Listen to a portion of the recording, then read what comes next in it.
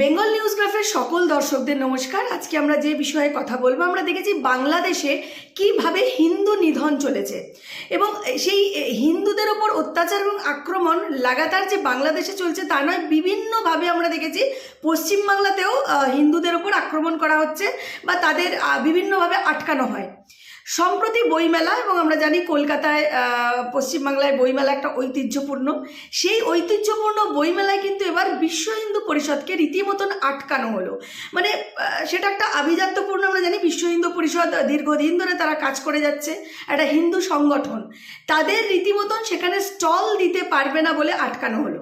আমরা দেখলাম আটকানোর পর মহামান্য আদালত হাইকোর্টে যাওয়া হলো এবং সেই হাইকোর্ট থেকেও কিন্তু রীতিমতন ধিক্কার জানানো হলো। অমৃতা সিনহাজি, জাস্টিস অমৃতা সিনহাজি, তার বেঞ্চ রীতিমতো ভৎসনা করলো।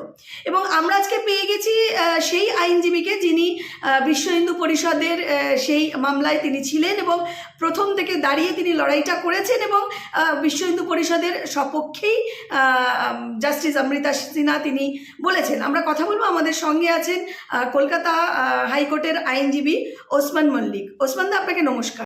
ওসমান দা, কি বলবেন? আমরা যেভাবে দেখলাম যে বিশ্ব হিন্দু পরিষদকে আটকানো হলো, সেখানে স্টল দিতে পারবে না এবং বিভিন্ন ধরনের মানে যাতে দিতে পারবে না কেন তার কারণ দেখানো হলো, তার মধ্যে অ্যাপ্লিকেশন দেরি করে করা হয়েছে ইত্যাদি ইত্যাদি অনেক ঘটনা সামনে আনা হলো। কি বলবেন এই বিষয়টা নিয়ে? দেখো, আজকের দিনে লাইভ স্ট্রিমের কারণে আমরা সবাই ঘরে বসে থেকেই আজকে কোর্টে কি হচ্ছে দেখতে পাই। তো কোর্টে যে বক্তব্য গিল্লির তরফ থেকে দেওয়া হয়েছে তার মধ্যে কোনো সারবত্য ছিল না, সেটা আপনারা যারা দেখেছেন সেটা আপনারা দেখেছেন এবং মাননীয় বিচারপতি সেটা পয়েন্ট আউট করেছেন। ওরা বিজ্ঞাপনে যে যে ডকুমেন্টগুলো কথা বলেছিল সেগুলো সমস্ত কিছুই দিয়েছিল এরা বিশ্ব হিন্দু পরিষদ, কিন্তু কোনো একটা প্রি কনসেপ্ট থেকে বা পূর্ববর্তী ধারণার বশবর্তী হয়ে হয়তো কোনো কিছু একটা ছিল, সেই জায়গা থেকে তারা বিশ্ব হিন্দু পরিষদকে ডাকেনি এবং সেটাও তারা যে তাকে স্টল দেবে না সেটাও তারা তাদেরকে কমিউনিকেট পর্যন্ত করেনি। এই যে গিল এত বড় একটা প্রোগ্রাম করছে, একটা মানে বলা যায় দুর্গাপুজোর পরে কলকাতার সবচেয়ে বড় যে অনুষ্ঠানটি হয় সেটি হচ্ছে কলকাতা বইমেলা। তো সেই বইমেলাতে কাকে কে অংশগ্রহণ করবে, কে করবে না, কিভাবে করবে, পুরোটাই গিল নির্ধারণ করে। কিন্তু সেটা একটু ফেয়ার এবং ট্রান্সপারেন্ট হওয়া উচিত, কিন্তু সেটা হলো না এবং এটা এক প্রকার অন্যায়ভাবেই গিলকে সেখানে স্টল না দেওয়া হলো। দেখা যাক, মাননীয় হাইকোর্টের কাছে তো আমরা দ্বারস্থ হয়েছি আর মাননীয় হাইকোর্ট তার পর্যবেক্ষণে জানিয়েছেন যে গিলকে স্টল দেওয়ার কথা বলেছেন। আগামী সোমবার তো এটা চূড়ান্ত হবে, আপনারাও অপেক্ষা করুন, আমরাও অপেক্ষা করে আছি। মানে কোথাও কি তাহলে বইমেলাতে স্টল দেওয়ার জন্য যে জায়গা, সেই জায়গা গিল্ড যাতে বিশ্ব হিন্দু পরিষদকে নির্দিষ্টভাবে দেখিয়ে দেয়, সেই কথা কি উঠেছে? মানে অমৃতা সিনহাজি, জাস্টিস অমৃতা সিনহা এটা মেনশন করেছেন কি? হ্যাঁ, মাননীয় বিচারপতি তার ওরালিতে বলেছেন, মৌখিকভাবে বলেছেন যে হ্যাঁ আগামী সোমবার এসো এবং কোথায় স্টল দেবে সে ঠিক করে নিয়ে এসো, এটা তিনি তার ভার্বালিতে বলেছেন। এবারে গিল্ডের পক্ষ থেকে দেখা যাক সোমবার দিন তাদের কী সাবমিশন থাকে, তারপর পরবর্তী কার্যক্রম ঠিক করা হবে। ওসমান দা, কি মনে করেন মানে গিল্ডের তরফ থেকে এই ধরনের একটা পদক্ষেপ নেওয়া? প্রত্যেক বছর আমরা গত বছরও দেখেছি কিন্তু বিশ্ব হিন্দু পরিষদ স্টল দিয়েছিল, তাহলে এবং লাগাতার বোধহয় 2010-11 সাল থেকে তারা স্টল দিয়ে যাচ্ছে, তারা পার্টিসিপেট করছে বইমেলায়। তো হঠাৎ করে এই বছর গিল্ডের তরফ থেকে এই ধরনের বিশ্ব হিন্দু পরিষদকে আটকানোর জন্য এই ধরনের পদক্ষেপ কেন? মানে এটা কি নিছকই মানে কি বলবো, কোনো কমিউনিকেশন গ্যাপ নাকি কোনো ষড়যন্ত্র এই হিন্দু সংগঠন বলে? কি মনে হয়? না, এটা কমিউনিকেশন গ্যাপ নয়, আসলে গিল্ডের তরফ থেকে আমি জানি না কেন এবছরকে, বিশেষ করে এবছর বাংলাদেশ আসছে না মানে গিল্ডের হাতে অনেক জায়গা আছে, সুতরাং আশা করাই যায় যে এবারে লোকেরা স্টলের পরিমাণ বা স্টলের জায়গাটা বাড়াতে পারবে। কিন্তু সেই জায়গা থেকে গিল্ড হঠাৎ করে বললো মানে স্টল দিতে পারবে না।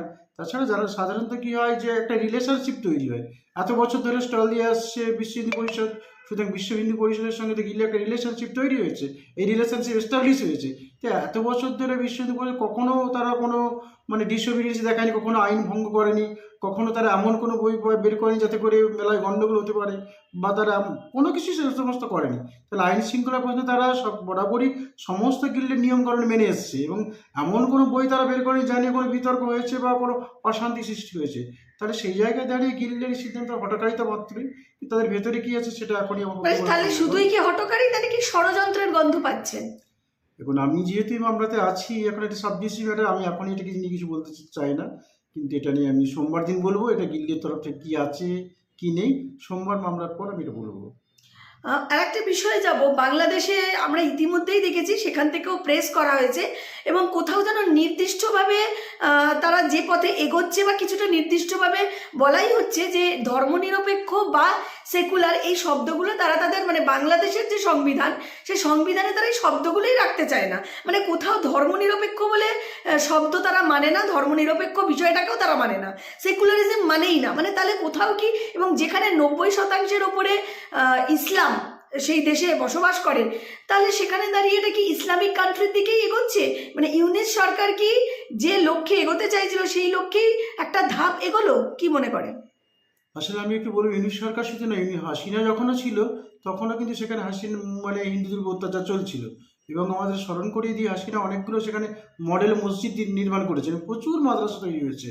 ইউনিশ তো খুব সামান্য দিন ক্ষমতা এসেছে, কিন্তু ইউনিশ আসার ফলে যেটা হলো, ইউনিশ তো কোনো গণতান্ত্রিকভাবে নির্বাচনে আসেনি, ইউনিশ একটা বাইরে থেকে উঠে আসছে একজন রাষ্ট্রপ্রধান, কিন্তু ইউনিশের হাতে কোনো নিয়ন্ত্রণ নেই। নিয়ন্ত্রণ না থাকার ফলে কি বিভিন্ন জায়গায় মানে সংগঠিতভাবে হিন্দুদের অত্যাচার হচ্ছে। কিন্তু আমরা যে মনে করিয়ে দিই, বাংলাদেশে এই যে গবেষণা হয়েছে, বাংলাদেশে যে ঢাকা বিশ্ববিদ্যালয়ের প্রখ্যাত ইকোনমিস্ট, তার নাম হচ্ছে আবুল বারকাত, তিনি কি বই লিখেছেন, তিনি দেখিয়েছেন যে আগামী 30 বছরের মধ্যে বাংলাদেশ হিন্দু শূন্য হয়ে যাবে, এবং সেটা হচ্ছেই 28% থেকে কমতে কমতে আজকে 8% এসছে। মানে এই পদ্ধতিটা চলছে, একটা এথনিক ক্লিনজিং চলছে, এটা বরাবর ধরে চলে আসছে, কিন্তু এখন যেটা হয়েছে এই ইউনিশ সরকার আমার এটা খুব ত্বরান্বিত হয়েছে। এবং প্রথমত বাংলাদেশে সেকুলারিজমে যতটুকু ছিল এখন মনে হয় সেটাও নষ্ট হতে বসেছে, এই যে মানে তার জন্য তারা সেকুলারিজম শব্দটাও রাখতে আপত্তি করছে। প্রায় আমরা যতটুকুনি জানি যে প্রায় 57টা দেশ আছে ইসলাম কান্ট্রি হিসাবে গণ্য করা হয়, তাহলে বাংলাদেশ যদি সেই পথেই এগোয় তাহলে আরেকটা দেশ যুক্ত হলো 58টা দেশ, মানে এগোচ্ছে যেহেতু আমি সেইভাবেই ধরছি। এবং বাংলাদেশে ধীরে ধীরে ধীরে ধীরে যে আপনি একটু আগেই বললেন যে 28% ছিল, কমতে কমতে এখন 8%তে নেমে এসছে হিন্দুরা, তো যেভাবে আস্তে আস্তে ওখানকার মানে জিওগ্রাফিক্যাল যে চেঞ্জেস হচ্ছে, তো সেখান থেকে দাঁড়িয়ে পশ্চিমবাংলায়ও কি সেই আঁচটা পড়ছে, মানে ডেমোগ্রাফিক চেঞ্জেস কি পশ্চিমবাংলাতেও হচ্ছে, কি মনে করেন? দেখুন, একটা কথাই আছে ইংরেজিতে, ডেমোগ্রাফি ইজ দ্য ডেস্টিনি, অর্থাৎ ডেমোগ্রাফি চেঞ্জ হয়ে গেলে তোমার ডেস্টিনিও চেঞ্জ হয়ে যাবে। বাংলাদেশের ক্ষেত্রে সেটা ঘটেছে, বাংলাদেশের ক্ষেত্রে ডেমোগ্রাফি চেঞ্জ হওয়ার সঙ্গে সঙ্গে হিন্দুদের ডেস্টিনি চেঞ্জ হচ্ছে। এখানে একটা বলে নিই যে পৃথিবীতে একটি মাত্র সভ্যতা বা ধর্ম এখনো পর্যন্ত বেঁচে আছে যারা বহুত্ববাদকে লালন করে, সেটা কিন্তু হিন্দু ধর্ম। বাকি সমস্তগুলো কিন্তু সব একেশ্বরবাদ নিয়েই আছে। ইসলাম বলতে তাদের একটা প্রফেট আছে, তাদের একজন ঈশ্বর আছে, কিন্তু হিন্দু ধর্ম একমাত্র ধর্ম যে বহুত্ববাদকে স্বীকৃতি দেয়, তো স্বভাবতই তারা বহুত্ববাদী ধর্মকে টার্গেট করছে। এবং নিশ্চয়ই পশ্চিমবঙ্গে, বিশেষ করে ভারতবর্ষে পশ্চিমবঙ্গের মতো জায়গায় তো ডেমোগ্রাফি চেঞ্জ হচ্ছেই, ডেমোগ্রাফি ভীষণভাবে চেঞ্জ হচ্ছে, কিন্তু কিভাবে চেঞ্জ হচ্ছে, মানে ওখানে হিন্দুরা 28 থেকে কমতে কমতে কমতে কমতে 8, এরপরে 4 হবে, 2 হবে, তারপরে পুরোটা ইসলামিক কান্ট্রি। আর এখানে পশ্চিমবাংলায় আস্তে আস্তে 8 থেকে উঠতে উঠতে বোধহয় এখন 32। এখন পশ্চিমবঙ্গে এই হিসেবটা আরও খারাপ, আমি বলে দিই আপনাদেরকে। পশ্চিমবঙ্গে যতটা হিন্দু আছে, ওপার বাংলাতে প্রায় 1 কোটি হিন্দু এসছে, নিয়ে তারা এই পার্সেন্টেজ। যদি ওপার বাংলাতে 1 কোটি হিন্দু না আসতো, পশ্চিমবঙ্গে আজকে হিন্দু মুসলিম এসে 60-40 হয়ে যেত, মনে রাখা দরকার। তাহলে আর ওদেরকে মাইনরিটি বলার আর জায়গাটা নেই। অ্যাকচুয়ালি মাইনরিটি, মুসলিমদেরকে মাইনরিটি বলা যায় না, মাইনরিটি বলতে গেলে এখন বলতে হয় জৈনবাসী, এরা মাইনরিটি। মুসলিম হচ্ছে সেকেন্ড লার্জেস্ট মেজরিটি, মুসলিমদেরকে মাইনরিটি বলার কারণ নেই। আর পশ্চিমবঙ্গের ক্ষেত্রে এরকম কোনো ব্যাপারই নেই যে মুসলিমরা মাইনরিটি বা যে অর্থে মাইনরিটি বলা হয় যে তাদেরকে কর্নার করা হচ্ছে, এরকম কোনো ঘটনা পশ্চিমবঙ্গে নেই। পশ্চিমবঙ্গে বরঞ্চ তারা মেজরিটি বলা যায়। সম্প্রতি ববি হাকিম, সিদ্দিকুল্লাহ চৌধুরী, তহা সিদ্দিকী, মানে তাদের সমস্ত, হুমায়ুন কবির, এই সমস্ত প্রথম সারির যারা নেতা, যারা তৃণমূলের একদম মধ্যমণি হিসাবে কাজ করে, প্রথম সারিতে দাঁড়িয়ে মুখ্যমন্ত্রীর বিশ্বাসযোগ্যতার জায়গায় তারা অধিষ্ঠান করে, তাদের যে বক্তব্য, তারা যেভাবে একটা কি বলবো, একটা কনফিডেন্ট নিয়েই যে ধরনের কথা তারা বলছে পাবলিক ফোরামে, মিডিয়ার সামনে, কি বলবেন? তারা তো সংখ্যাগুরু হতে চাইছে, কেউ নির্দিষ্টভাবে বলছে আমরা সংখ্যাগুরু হব, কেউ বলছে হাম দো হামারে চার, মানে এই যে কথাগুলো বিভিন্নভাবে তারা ওপেনলি বলছেন, কিভাবে দেখছেন বিষয়টাকে? দেখো, তারা যে কথাটা বলছে কারো মনে হতে পারে হাস্যাস্কর, কিন্তু তারা এটা হাওয়ায় দাঁড়িয়ে কথা বলছে না কিন্তু। তারা রীতিমতো সলিড বেসের উপরে দাঁড়িয়ে কথাগুলো বলছে। আগেই বলেছি যে যেহেতু হিন্দু একটা বহুত্ববাদী ধর্ম, এখানে কেউ চেষ্টা করলে হিন্দু ভোট কনস্টিটিউট করতে পারবে না। কারণ বহু ধারায় বিভক্ত, হিন্দুদের মধ্যে বিভিন্ন সেক্ট আছে, আস্তিক আছে, নাস্তিক আছে, কিন্তু কেউ ইচ্ছা করে হিন্দু ভোট কনস্টিটিউট করতে পারবে না। বা কেউ দিয়ে কোনো একটা হিন্দু সম্প্রদায় যদি বলে ওদের ঘরে আগুন লাগিয়ে দিই, তারা যে তোমার কথা শুনে আগুন লাগাতে যাবে এরকম ব্যাপার নয়। কিন্তু মুসলিমদের ক্ষেত্রে যেটা সমস্যা হচ্ছে যে এদেরকে ভোটকে এক কাট্টা করা যায়, এক জায়গায় ফেলানো যায়। শুধু তাই নয়, এদের মধ্যে একটা বিশাল গোষ্ঠীকে মানে ভোটের সময় মার দাঙ্গা বা বিভিন্ন কাজে লাগানো যায়। আর দ্বিতীয়ত যেটা বলে, ডেমোগ্রাফি তো চেঞ্জ হচ্ছে, এটা বাস্তব সত্য। ডেমোগ্রাফি চেঞ্জ হচ্ছে এবং ডেমোক্রেটিক যে হচ্ছে তার ডিভিডেন্ড তৃণমূল সরকার বা বর্তমান যে সরকার ঘরে তোলার চেষ্টা করছে, ডেমোক্রেটিক ডিভিডেন্ড আগামী দিনে এই চেঞ্জ আরও। আপনি তাহলে কোথাও স্বীকার করলেন যে মুসলিমদের মধ্যে সেই সংস্কার, সেই শিক্ষা, সেই রুচিবোধ বা সেই জায়গাটা এখনো তৈরি হয়নি, মানে কোথাও? এই তো অস্বীকার করার কোনো জায়গা নেই। বৃহত্তর মুসলিম সমাজে কোনো সংস্কার হয়নি, বরঞ্চ তারা পিছু করছে। কিন্তু মমতা বন্দ্যোপাধ্যায় তো মুসলিম সম্প্রদায়ের জন্য প্রচুর কিছু করেছেন, তিনি তো নিজেও বলেন প্রচুর উন্নয়ন করেছেন শিক্ষা ক্ষেত্রে, স্বাস্থ্য ক্ষেত্রে। মুসলিম সমাজকে কিছু ধরুন ভ্যান কিনে দিলাম, কাউকে দোকান করে, এটা তো এটা এক ধরনের উন্নয়ন। আবার তাকে আলোকিত করা, অর্থাৎ তাকে বোরখার বাইরে, ঘোমটার বাইরে বিভিন্ন কুসংস্কার থেকে বের করে আনা, সেটা একটা অনেক বড় ব্যাপার। সেটা অনেক চ্যালেঞ্জিং কাজ। মানুষ সেটা তো হয়েছে, এটা তো সেন্ট্রাল গভর্নমেন্ট করেছে, 3 তালাকের বিরোধিতা করেছে, অনেক অনেক কিছু করেছে। যথেষ্ট নয়, এখনো অনেক দূর যেতে হবে, অনেক দিন। বরঞ্চ যেটা এখন আরও দেখা যাচ্ছে যে মুসলিমদের মধ্যে সমস্ত মানে আরও বেশি বাড়ছে। বা আমি তো দেখছি স্কুল কলেজে অনেক বেশি বোরখা বাড়ছে, অনেক বেশি বাড়ছে, যেগুলো আমি দেখতাম না আগে। প্রতিটা স্কুলে এখন বোরখা হিজাব মেয়েদের ছেয়ে গেছে। বাংলাদেশে দেখছি, বাংলাদেশে তো ঘটছেই, ইউনিভার্সিটির মেয়েরা পর্যন্ত বোরখায় মুখ ঢেকে আসছে। এটা পশ্চিমবঙ্গ তার ছোঁয়া লেগেছে, ভারতবর্ষে লেগেছে, এটা পুরো ভারতবর্ষ জুড়ে একই রকম জিনিস আসছে। কিন্তু মুসলিম সমাজকে তাদের স্বার্থেই, তাদের মেয়েদের স্বার্থে এই জিনিস ত্যাগ করতে হবে, তা না হলে তাদের মেয়েরা বাঁচতে পারবে না। মানে মাদ্রাসাকে আপনি সমর্থন করেন? যুগসন্ধি করার একটা জিনিস বলে যে স্থান কাল পাত্র, একটা সময় হয়তো মাদ্রাসার গুরুত্ব ছিল, মক্তবের গুরুত্ব ছিল, টোলের গুরুত্ব ছিল, সেটা 150 বছর আগে। 150 বছর আগে তারপর থেকে তো টোল উঠে গেছে। পশ্চিমবঙ্গে তো আর টোল নেই, ভারতবর্ষেও টোল খুব সামান্য কটা আছে, বেশিরভাগই উঠে গেছে। তো একইভাবে মাদ্রাসা উঠে যাওয়া উচিত এবং মেন স্ট্রিমে আসা উচিত। মানে মেন স্ট্রিমে যেভাবে অন্য সমস্ত সম্প্রদায়ের লোকেরা পড়াশোনা করছে। রামকৃষ্ণ মিশনকে স্কুল খুলছে স্কুল, অর্থাৎ একই বোর্ডে। খ্রিস্টান মিশনেও খুলছে স্কুল, তাহলে সেখানে আলাদা করে মাদ্রাসা বা অন্য কিছু করার দরকার নেই। মেন স্ট্রিম গাছ যখনই তুমি ডিভিশন করবে, ডিভিশন করা মানেই সেটা ক্ষতি। তুমি ডিভিশন করবে কেন? হোয়াই মাদ্রাসা? আমাকে সেটা বুঝিয়ে দিই, why Madrasa, why not school? এই জায়গায় কেউ যাবে না। ওই চলে আসছে, অনেক কিছুই চলে আসছে। ববি হাকিম তো পশ্চিমবাংলার মুসলিমদের একটা কি বলবো, একটা নেতা, মানে তাদের একটা মুখ বলা যেতে পারে। তো মানে তিনি কি করলেন, মানে এই যে ধরুন আজকে তারা এত বছর ধরে শাসন চলছে, মানে 3rd টার্ম, তো সেই জায়গায় দাঁড়িয়ে ববি হাকিম যেখানে তিনি বলতে পারেন যে ইসলাম ধর্মে যারা জন্মায়নি তারা দুর্ভাগা, এই কথা যখন তিনি বলতে পারেন, তখন তিনি ইসলামদের জন্য কি করেছেন, এইখানেও তো প্রশ্নচিহ্ন উঠছে। কি বলবেন আপনি? দেখো, আজকের দিনে পার্টি যাকে দাঁড় করাবে সেই নেতা।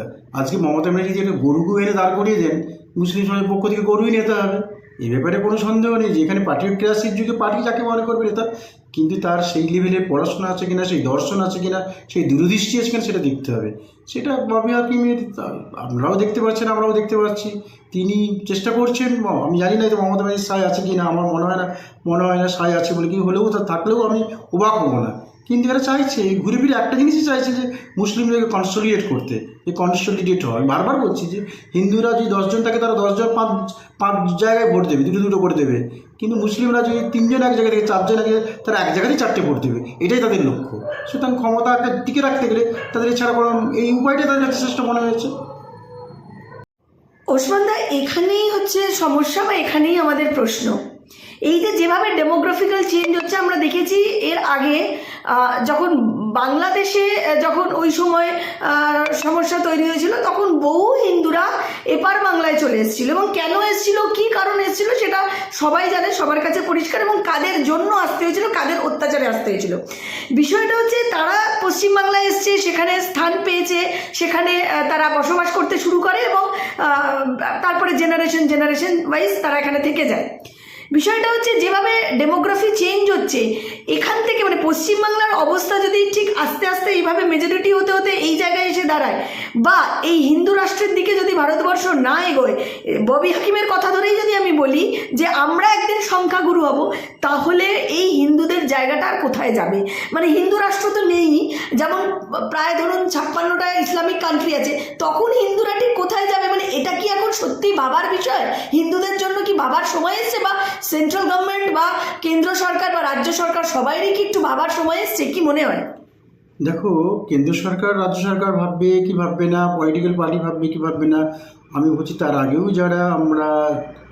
যাদেরকে আমরা বলি যে দূরের জিনিস দেখতে পান, যারা দূরদৃষ্টি সম্পন্ন মানুষ, অর্থাৎ কবি, সাহিত্যিক, শিল্পী, বিজ্ঞানী, আইনজীবী, তাদেরকে এই জিনিসটা ভাবতে হবে।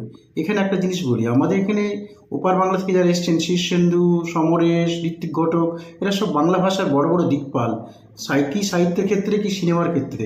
কিন্তু এদের ক্ষেত্রে একটা জিনিস ঘটেছে, এরা এসে যে সৃষ্টি করেছেন যে ওপার বাংলা থেকে এসে কী ধরনের সমস্যাটাকে ফেস করতে হয়েছে সুনিপুণ হস্তে দারুণভাবে তুলে ধরেছে। এবার বাংলাদেশ তারা কী যন্ত্রণা পেয়েছেন, কীভাবে প্রতিষ্ঠা পেয়েছেন, কিন্তু এদের মধ্যে একটা গ্যাপ থেকে গিয়েছিল। ওপার বাংলায় তারা কী যন্ত্রণা পেয়ে ভিটে মাটি ছেড়েছে সেটা লেখেননি। তাই ওপার বাংলাতে যে যন্ত্রণা তারা পেয়েছিলেন সেটাও যদি তুলে হতো তাহলে হিস্ট্রিটা কমপ্লিট করতে হতো, কিন্তু সেই হিস্ট্রিটা তারা কমপ্লিট করেননি। এই জায়গাটা ফাঁকি থেকে গেছে। আর সত্যকে লুকোলে কখনোই না আপনি সমস্যার সমাধান করতে পারবেন না। তাই সত্যকে লুকোনোর দরকার নেই। আর যেটা ভারতবর্ষের ক্ষেত্রে আমি আগেই বলেছি যে যেহেতু হিন্দুই একটা বহুত্ববাদী ধর্ম, তো এখানে বহুত্ববাদী ধর্মের টার্গেট হয়ে গেছে। কিন্তু এক্ষেত্রে মানে আমাদের হিন্দু রাষ্ট্র কি করা উচিত? মানে আপনি কি হিন্দু রাষ্ট্রের পক্ষে সমর্থন করছেন কি? দেখুন, আমি হিন্দু রাষ্ট্র হবে কি হবে না কি হবে, কিন্তু যেটা আছে যে সেকুলার রাষ্ট্র আছে সেই প্রপার ফর্মে, বলছি সেগুলো সেকুলার না হয়ে বা কোনো বায়াসনেস না হয়ে যদি সেকুলার ফর্মে স্টেট থাকে তাহলেও মানুষ শান্তি থাকতে হবে, কিন্তু সেটা তো হচ্ছে না। এখানে অলওয়েজ একটা মানে কি বলবো, মানে পাইয়ে দেওয়ার বা যেটাকে বলা হয় মাইনরিটি ভোট পাওয়ার জন্য তো তোষণের রাজনীতি। এই তোষণের রাজনীতি যতদিন না বন্ধ হচ্ছে ভারতবর্ষে কপালে দুঃখ আছে, আগামী দিনেও থাকবে। এটা আমি তবে পরিষ্কার করেই বলতে পারি যে ভারতবর্ষে আজকে হিন্দুদের সংখ্যা 80% আছে বলেই হয়তো ভারতবর্ষ সেকুলার স্টেট। যেদিন এখানে মুসলিমরা সংখ্যাগরিষ্ঠ হবে, অবধারিত হবে এটা সেকুলার স্টেট থাকবে না, এ ব্যাপারে কোনো সন্দেহ নেই। বাংলাদেশ বা পাকিস্তান যে পথে গেছে, আফগানিস্তান যে পথে গেছে, এখানেও যদি মুসলিমরা সে একটা জায়গায় দিন আসে ঠিক একই দিকেই যাবে, এ ব্যাপারে কোনো সন্দেহ নেই। একটা বিষয়, যাব কুম্ভ মেলা চলছে, ঐতিহাসিক কুম্ভ মেলা। সেই কুম্ভ মেলায় কিন্তু এবছর মানে এবারের জন্য নির্দিষ্টভাবে কিছু নিয়মাবলী তৈরি করা হয়েছে, এবং সেই নিয়মাবলীর মধ্যে মানে সবথেকে গুরুত্বপূর্ণ একটা বিষয়, সেখানে মুসলিমদের কোনো দোকান দেওয়া যাবে না। সেটা যে কোনো দোকান, যেটা মিষ্টির দোকান হোক, ফুলের দোকান হোক, কোনো রকম দোকান সেই দেওয়া যাবে না, এবং তারা সেখানে ঢোকা নিষিদ্ধ। কি বলবেন, এই বিষয়টাকে কি সমর্থন করছেন? এবং তার সাথে আমি একটু যুক্ত করে দিই, মুসলিমের এক ধর্মগুরু তিনিও যে ধরনের মন্তব্য করেছেন সেটাও খুবই কুরুচি একটা মন্তব্য। তিনি বলছেন হিন্দুদের সর্বনাশ করতে হবে। কিভাবে সর্বনাশ করতে হবে? না, থুতু এবং প্রস্রাব খাইয়ে তাদের সর্বনাশ করতে হবে। কি বলবেন, এই যে ঘটনাগুলো ঘটছে কুম্ভ মেলাকে কেন্দ্র করে, কি বলবেন? দেখুন, আমি একটি মানবতাবাদী লোক। আমি মনে করি প্রত্যেকটা মানুষের যে মানবতাবাদী সে তার চর্চা করবে, হিন্দুর মতো চর্চা করুক, মুসলিমরা চর্চা করুক, কিন্তু কেউ কারো স্পেসে যেন প্রবেশ না করে। তো সেক্ষেত্রে কুম্ভ মেলা হিন্দুদের একটা বড় মেলা, সেখানে তারা তাদের মতো করতেই পারে। আমি যদি আজকে হিন্দুরা যদি আজকে দাবি করে যে আমাদের 10 জন হিন্দুকে মক্কায় দোকান করতে দেওয়া হবে বা 10 জন হিন্দুকে মক্কায় নিয়ে যে হজ করতে দেওয়া হবে, এটাকে মুসলিমরা সাপোর্ট করবে? মুসলিমরা তো করবে না। এখানেই উত্তর লুকিয়ে আছে। আপনি আচরণী ধর্ম পরে শেখা, তুমি যেটা করতে পারবে না তুমি সেখানে এক্সপেক্ট করতে পারো কেন? কিন্তু প্রশ্ন হচ্ছে এই জায়গায় যাচ্ছে কেন? এই জায়গায় যাচ্ছে এই কারণেই যে মুসলিম সমাজের মধ্যে যে সংস্কারটা দরকার ছিল সেই সংস্কারটা হচ্ছে না। সেই সংস্কারটা হলে একটা লেভেলে এলে একটা বন্ধুত্ব হয়, এই সংস্কারটা হয়ে গেলে মানুষে মিলে যায়। সংস্কারটা না হওয়ার ফলেই এই জিনিসগুলো ঘটছে। আরজিকর কাণ্ড নিয়ে আমরা দেখলাম কি ঘটেছে, কি হয়েছে। লাগাতার কয়েক মাস ধরে জাস্টিস ফর তিলোত্তমা বা জাস্টিস ফর অভয়ের জন্য মানে প্রত্যেকটা বাংলাভাষী কেন গোটা ভারতবর্ষ জুড়ে, দেশান্তর জুড়ে সবাই রাস্তায় নেমেছিল। সেই সন্দীপ রায়, তাকে কিন্তু শিয়ালদা আদালত তাকেই দোষী সাব্যস্ত করলো। সোমবার তার রায় দেওয়া হবে, মানে তার কি সাজা সেটা ঘোষণা করা হবে। কিভাবে দেখছেন? আপনি কি মনে করেন শুধুই সন্দীপ ঘোষ এই এত বড় একটা কর্মকাণ্ড ঘটাতে পারে, যেখানে অনেক কিছু প্রশ্ন কিন্তু এখনো অধরা বা অনেক প্রশ্নের উত্তর এখনো পাওয়া যায়নি? এবং তার সাথে যুক্ত করে দিই, সিবিআই এর ভূমিকা নিয়েও কিন্তু প্রচুর প্রশ্ন উঠছে, কি বলবেন? আসলে ক্রিমিনাল জাস্টিস সিস্টেমে আমি যেটা দেখেছি সেটাই শেষ কথা নয়। হয়তো 5 জন জড়িত, কিন্তু ক্রিমিনাল জাস্টিস সিস্টেমে যেটা দরকার, প্রমাণ দরকার। অথচ যদি বিচারপতি যে দেখেও থাকেন যখন মার্ডার করছে, বিচারপতি কি তাকে ফাঁসিতে লটকাতে পারবেন না? তাহলে সেই এভিডেন্সগুলো কালেক্ট করতে হবে। এখানে বিচারের ক্ষেত্রে যেটা হয়েছে, যে প্রথম 5 দিন যেহেতু মানে কেটে গেছে, তখন কিন্তু সিবিআই হাতে পায়নি। এবং আরেকটা জিনিস মনে করতে হবে, ডাক্তাররা যে কাজে ইনভলভ, ডাক্তাররা যদি কোনো রকম ক্রিমিনালিতে ইনভলভ হয়ে যায়, সেখানে প্রমাণ পাওয়া দুঃসাধ্য। অনুরাধা তালোয়ারের ক্ষেত্রে আমরা দেখেছি, সেক্ষেত্রে সেক্ষেত্রেও মেয়েটিকে মারার ক্ষেত্রে এভিডেন্স পাওয়া যায়, কারণ ডাক্তাররা যদি এর সঙ্গে যুক্ত হয়ে পড়ে, সেখানে প্রমাণ লুক আউট করা তাদের পক্ষে অত্যন্ত ইজি, অত্যন্ত সহজ। কিন্তু এই যে প্রাতিষ্ঠানিক মার্ডার হলো, আমার নিজের মনে হয় আরও অনেকে যুক্ত, যদিও সিবিআই বলছে যে আরও চার্জশিট নাকি দেবে, কিন্তু জানি না কি করবে। তবে জনমনে একটা ধারণা সৃষ্টি হয়েছে যে সিবিআই তার কাজটা ঠিক করছে না। জনগণকেও দোষ দেওয়া যায় না, কারণ আমার নিজের ব্যক্তিগত মতামত যে এই কাজে সঞ্জয় রায় একা যুক্ত হতে পারে না, আরও অনেক লোক যুক্ত আছে। কিন্তু আমার বলার সঙ্গে তো কিছু নেই। তথ্য প্রমাণ যতক্ষণ না জোগাড় করা যাচ্ছে, তথ্য প্রমাণ সহযোগে যতক্ষণ না সেটাকে আদালতের সীমানায় নিয়ে আসা হচ্ছে, মানে তাহলে কি সিবিআই এর তদন্তেও কিছু গাফিলতি আছে, কি মনে করেন? এটা তো পাবলিক পারসেপশন। তাই শেষ একটা প্রশ্নে যাব। আমরা দেখছি ছত্রে ছত্রে, পশ্চিমবাংলার ছত্রে ছত্রে বিভিন্ন জায়গায় দুর্নীতি, সেটা শিক্ষাক্ষেত্রে হোক, সেটা স্বাস্থ্যক্ষেত্রে হোক, সেটা রেশন কেলেঙ্কারি, খাদ্য দফতরে হোক, এছাড়া তো আবাস দুর্নীতি বলুন, মিউনিসিপ্যালিটিগুলোতে দুর্নীতি বলুন, প্রমোটার রাজ বলুন, মানে একাধিক দুর্নীতি, আর আলাদা আলাদা করে মানে বলার জায়গা নেই, মানে সবটাই দুর্নীতির রাজ্য। বিষয়টা হচ্ছে এবার স্যালাইন কাণ্ডেও দুর্নীতি। যে ফার্মাসিউটিক্যালকে কর্ণাটক সরকার বা কর্ণাটকে রিজেক্ট করে দেওয়া হয়েছিল, ব্যান করে দেওয়া হয়েছিল, তারা কিন্তু রম রম করে পশ্চিমবাংলায় এতদিন ধরে ব্যবসা চালিয়ে গেল, এবং তার ফলাফল আমরা দেখেছি কিভাবে বিষক্রিয়া হয়ে মারা গেল। মমতার সরকার এতটাই তিনি দয়াময়ী সরকার, তিনি গেলেন এবং সেখানে টাকা দিতে গেলেন, সেই পরিবারকে টাকা ফেরত দেওয়া হলো। এই যে বিষয়গুলো ঘটলো, সরকার কি সত্যি জানে না? স্বাস্থ্য ভবনের কাছে কি কোনো কিছু ইনফরমেশন ছিল না? কি বলবেন, মানে সরকার তাহলে কোন জায়গায় দাঁড়িয়ে আছে?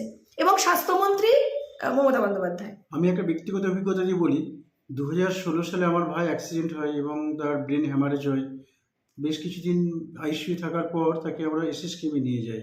এসএসকেএমে তখন আমার যারা ডাক্তাররা বললেন যে তোমার ভাইকে তো এখানে নিয়ে এসছো, এখানে কিন্তু বাইরে থেকে ওষুধ কেনা যাবে না, ভেতরে ওষুধই নিতে হবে। কিন্তু আবার এটাও বলে রাখছি, ভেতরে ওষুধ খেলে কিন্তু ভালো হবে না। কিন্তু লেখা থাকে ন্যায্য দামের ওষুধ, ন্যায্য মূল্যে ওষুধ পাবেন। এই যে 2000 সালে তারা বলেছিলেন যে ভেতরে ওষুধ খেলে ভালো হবে না, এটাই কিন্তু ঘটছে বিভিন্ন জায়গার ক্ষেত্রে। মানে জাল ওষুধে পশ্চিমবঙ্গ ছিঁড়ে গেছে, মানে কোনো একটা জায়গা নয়, কোনো একটা জায়গা নয়, এটা পুরো রাজ্যের একটা চালচিত্র। এবং এই সর্বত্র এখানেও সেরকম জিনিস দেখা দিয়েছে যে যে কমিশন সিস্টেমের কথা আমরা শুনছি, এখানেও সেই একটা কমিশনের জন্য মানে বিভিন্ন ক্ষেত্রে এক্সপায়ার হয়ে যাওয়া ওষুধ, ব্যান ওষুধের একটা রমরমা পশ্চিমবঙ্গ চলছে। এটা দুর্ভাগ্য যে আমাদের দেশের, আমাদের মায়েদের, শিশুদের সবারই একটা স্বাস্থ্য নিয়ে ছেড়ে খেলা চলছে। আমরা আশা করেছিলাম, আসলে আমাদের আশাটা ছিল কি, ভারতবর্ষের মধ্যে সবচেয়ে পাওয়ারফুল মুখ্যমন্ত্রী কিন্তু মমতা ব্যানার্জি। আমার মনে হয় নরেন্দ্র মোদীর থেকেও পাওয়ারফুল এক জায়গায় মমতা ব্যানার্জি, কারণ মমতা ব্যানার্জি দলেরও হেড এবং সে রাজ্যেরও হেড, তার হাতে অনেক কিছু করার অধিকার ছিল। কিন্তু ঠিক উল্টোটাই ঘটছে। আমি জানি না এটা কেন করছেন তিনি। তিনি নিজের স্বাস্থ্যমন্ত্রী থেকে এই জিনিসগুলো ঘটে যাচ্ছে। আমি বলতে আমার সত্যি বোধগম্যের বাইরে যে এই জিনিস কেন হচ্ছে। কিন্তু এ থেকে না বেরিয়ে এলে আমাদের সমূহ সর্বনাশ। আমরা কোথায় যাব, কোথায় ভর্তি হবো, কোন ওষুধ খাবো, কার কাছে চিকিৎসা করব? কিন্তু যে স্বাস্থ্যমন্ত্রী শুধু স্বাস্থ্যমন্ত্রী নয়, তিনি পুলিশ মন্ত্রীও, এবং তিনি পুলিশ মন্ত্রী হয়ে পুলিশ প্রশাসনকেই ধিক্কার জানাচ্ছেন, অপদার্থ বলছেন। তাহলে বকলমে তিনি কাকে অপদার্থ বললেন, কি বলবেন? না, এটা মমতা ব্যানার্জির রাজনীতির একটা ট্যাকটিক্স বলতে পারো, বা তার কৌশলও বলতে পারো। তিনি একাধারে অনেক সময় বিরোধী দলের ভূমিকা করেন, অর্থাৎ এই ধিক্কার যারা বিরোধী দলের করার কথা, তিনি নিজেই সেই ক্ষেত্রে বিরোধী দলনেতার ভূমিকা নিয়ে তাদেরকে ধিক্কার জানালেন। তাহলে কি হলো, মানুষের মনে একটা পারসেপশন তৈরি করেন, দেখো আমি কাউকে ছাড়ছি না, কিন্তু আমি আমার লোককেও কিন্তু ধিক্কার জানানো হচ্ছে, কিন্তু তাকে সাসপেন্ড করা হচ্ছে না। এটাই তো তিনি ধিক্কার জানাচ্ছেন পাবলিক পারসেপশন তৈরি করার জন্য, যে পাবলিকের কাছে এটা বোঝানোর জন্য যে আমি কিন্তু কাউকে ছাড়ছি না, বলতে ছাড়ছি না।